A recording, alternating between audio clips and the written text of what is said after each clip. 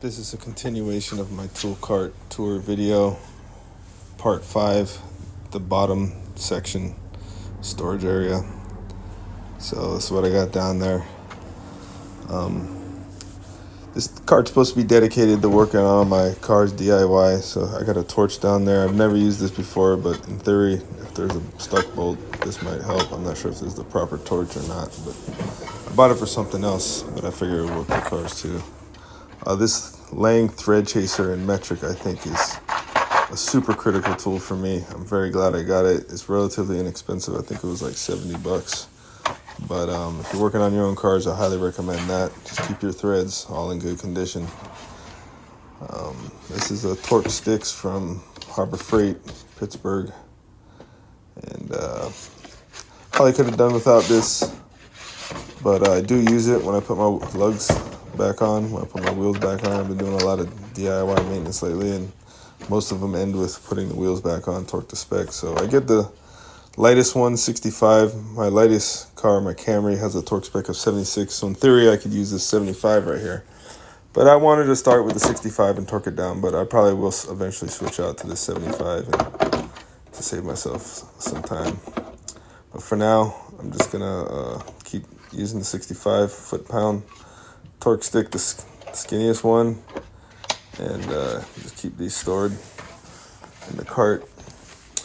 This is a very cheap Harbor Freight tap and die set in metric, and you're gonna see a lot of things that don't really go with my Toyota maintenance, like this SAE tap and die. I just kept the tap and dies together. I got a grease gun from like 15-20 years ago. I've never used.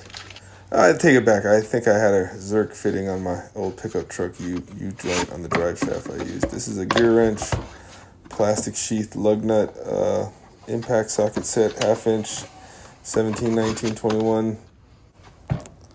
These are my jack stand rubber car protectors. I wish I bought these earlier in my DIY car career. I've definitely smashed some pinch welds not being careful. This really helps keep the car in better shape. Those are some saw blades that shouldn't be in there, so part of this is a cleanup. This is an oil strap wrench that I never used, probably shouldn't be in there. More saw blades. These are the off Toyota sizes for my Gearwrench extended wobble impact sockets. Those shouldn't be in there. This is the other jack stand rubber cushion that I never used.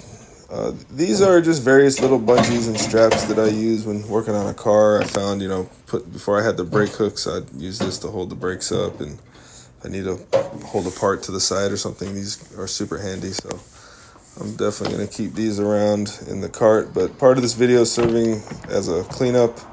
The second half of the video is I'm going to show what's going in there. So there's a hacksaw. Definitely don't need that, but it's a little embarrassing, but I got a bunch of stuff. So this is some wobble extensions, 1/4 inch, that I thought were very low quality that I upgraded since. So I'm just storing them down there. They're Husky. That's a super long 1/4 inch, I guess you call it a transmission stick or something, icon.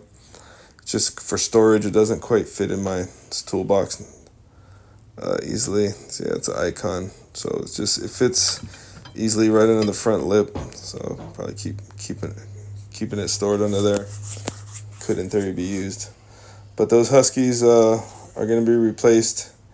And I got some socket set holders from the swap meet, a Makita one back there. It's dirty. I need to clean it with some grease lightning. And this same thing with this other 1/2 inch socket holder. I'm going to use that though. So I'm real disappointed in these Husky extensions. They're regular 1/4 inch extensions, a set of them, but they got as much flex as a wobble, so maybe they work as a wobble. Here's where I realized I forgot to turn my light on making the video. So this is that Makita socket holder I got from the swap meet with a few sockets. This is a Icon 1/2 inch torque wrench that goes up to 250 foot-pounds. I bought it for possibly doing the axle on my Camry. I think it requires 207 foot-pounds or 214 foot-pounds. So I wanted to be prepared. I got it at the swap meet for half price of Harbor Freight. This calibration certificate is pretty old, but it seems like it works fine. I'm trying to save money, so I'm happy with it. Beautiful torque wrench. Never used it before. I was eyeing even the larger one, but I just have absolutely no purpose for it. So I'm going to stick with this one until I need something bigger, which I probably won't ever need. But I want to be prepared for all maintenance on my car, including a axle or hub replacement on either the car or the Camry or the Tundra. So I hope to use this one day. But the action feels good. Back drag's not too bad. Knurling's pretty good. Of course, it's not as good as Koken, but I do like the Icon knurling compared to, what's out on the market. But Koken is absolutely the best. So there it shows up to 250 foot-pounds down to 50. So it's a good addition to my torque wrench lineup. Very happy with it. And again, I like all knurling on tools, including this one. So now in the video, I'm going to show what I'm actually going to put back in the bottom.